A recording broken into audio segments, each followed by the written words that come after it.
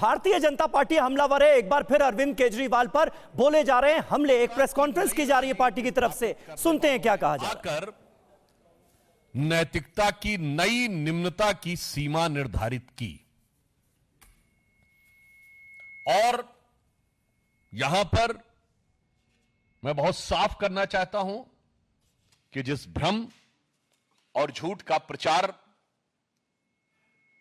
आम आदमी पार्टी के द्वारा किया जाता है, केजरीवाल जी कह रहे हैं कि वो गैर भाजपा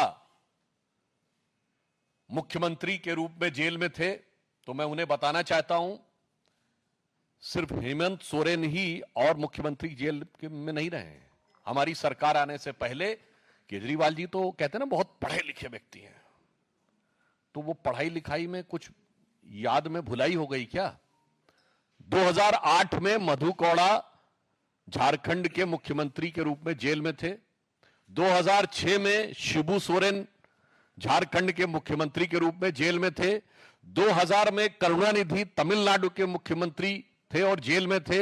1997 में लालू प्रसाद यादव बिहार के मुख्यमंत्री थे और जेल हुई थी।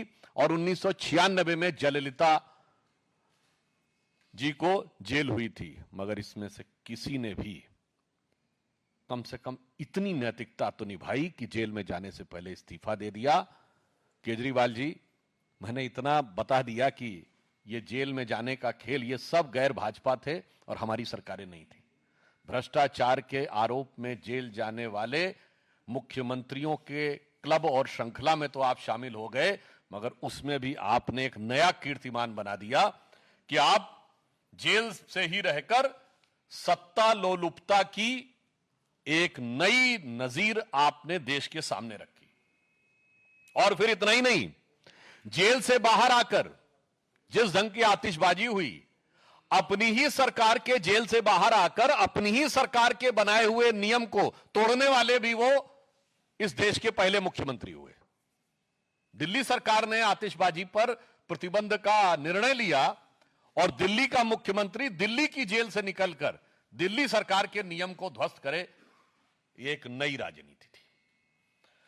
और उसके बाद उनकी नई राजनीति कहीं कहीं पर बहुत विडंबनापूर्ण और दुखद भी लगती है।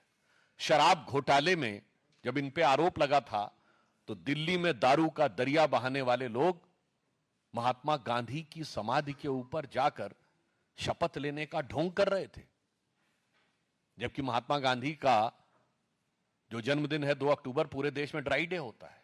इससे बड़ा मजाक क्या हो सकता है भारत की राजनीति में कि शराब घोटाले के आरोपी गांधी की समाधि पर, और आज भगत सिंह जी से तुलना कर रहे हैं।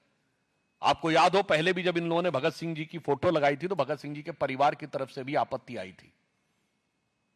और मुझे लगता है कि शहीद आजम भगत सिंह जैसे लोगों की और जिन लोगों ने देश के लिए बलिदान दिया, उनकी आत्मा जहां भी होगी स्वर्ग में उन्हें बहुत कष्ट हो रहा होगा।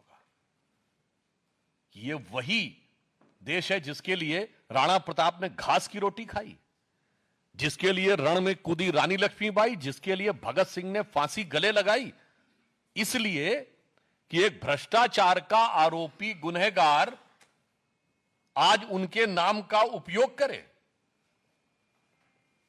इसके द्वारा एक सजाए याफ्ता मुख्यमंत्री ने, मैं कह सकता हूं कि शहीद आजम भगत सिंह जी की प्रतिष्ठा को धूल में मिलाने का काम किया है। यह आपत्तिजनक है, भर्त्सना योग्य है और पीड़ादायक भी है। फिर मैं पूछना चाहता हूं कि आप बाहर आए हैं तो जेल में रह के तो आपने इस्तीफे की बात की नहीं, बाहर आके इस्तीफा देने की बात क्यों हो रही है? और ये 48 घंटे बाद की बात क्या है?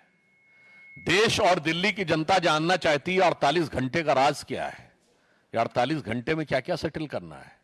क्योंकि आप देश के पहले मुख्यमंत्री बने हैं जो सर्वोच्च न्यायालय के द्वारा प्रतिबंधित है कि आप कार्यालय नहीं जा सकते, कोई फाइल नहीं साइन कर सकते, जिस मुद्दे में आप आरोपी हैं उस पर बयान नहीं दे सकते।